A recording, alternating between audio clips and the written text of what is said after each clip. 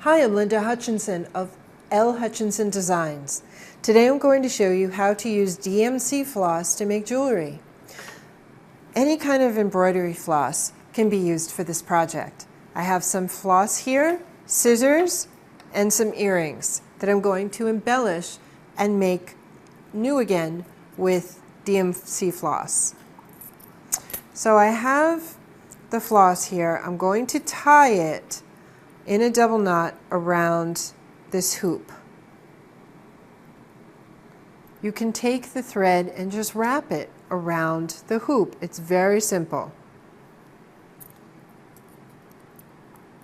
You can take an old pair of earrings like this that perhaps the finish has faded on, or perhaps it's a pair that somebody gave you as a gift or you got cheap at whatever. You like the shape of the earrings, but maybe not the color. This is a way that you can create something new using DMC floss. You can coordinate with a particular outfit. You can buy floss in every shade of every color. So if you go to a craft store with the garment that you want to match, you can buy any kind of color and make your jewelry custom matching.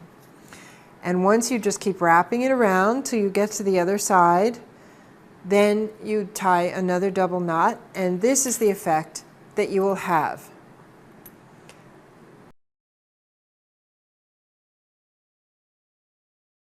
With DMC floss.